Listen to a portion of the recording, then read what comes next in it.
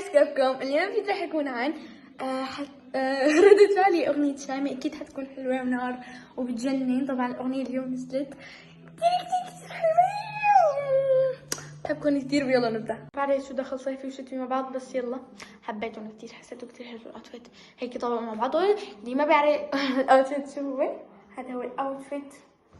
اوكي جايز، اوكي يلا نبدأ. جايز يلا بينا نبدأ.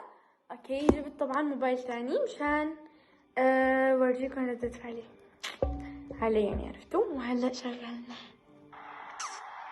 اوكي ما حقدر احط الموبايل. طب الثاني جايز ما حقدر احط كل الاغنية مشان اخو النسر. هحط لكم بس كل نقطة ردة فعلي. ليلى وصبرة. فيديو الكليب طبعا الثاني. اوكي هي اول ما بشوفها. اوكي طبعا جايز مبين الاغنيه بتجنن كثير. اكيد كثير بتجنن مبينه. اوكي انا لسه ما شفت، قلت لكم يعني جايز. اوكي بس هيك توضيح صغير. بكل مره شامي بنزل فيها اغنيه بتضرب ضربه كثير حلوه، ما عم تضرب يعني هيك بصير عنده فانزات اكثر. وبس هيك حبيت اقول انا كثير بحب الشامي، كثير بحب احضر له حفلات، بس ولا مره حضرت. اوكي نكمل. دخلت مع الموبايل.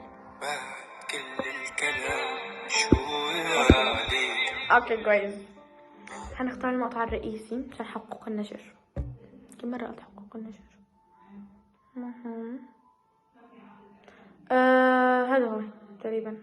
اوكي هذا هو يا بعيد. اوكي وين هاتي الصوت.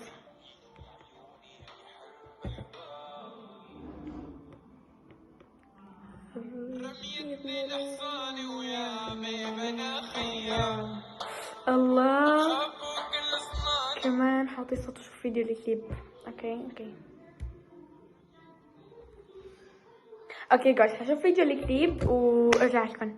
جايز الاغنية بتجنن. بعد ما شفت الفيديو الكليب اغنية عن جد بتجنن، والاغنية كتير حلوة. دكتور هيك بفتح ايدي بجنن، وكل مرة بيضرب اكتر واكتر واكتر. كتير بحبكم. I love you. اوكي الاغنية بتجنن. تقييمي الى اكيد 100 من 10. بتجنن. ويا ريت يعني انه كل مرة الشامي ما يتأخر علينا باغاني، لاني كتير حلوة الاغنية، واغاني كلياتها حلوة. صبرة وكلام في العين كلهم كويس حلوين. كتير بحب الشامي انا. لا تنسوا تشتركوا بالقناة وتفعلوا زر الجرس عشان يوصلكم كل جديد انا بنزله. بحبكم. I love you guys. طبعا الاغنية بتجنن بشكل مو طبيعي. اوكي بعطيها 1,000,000 من 10. 1,000,000.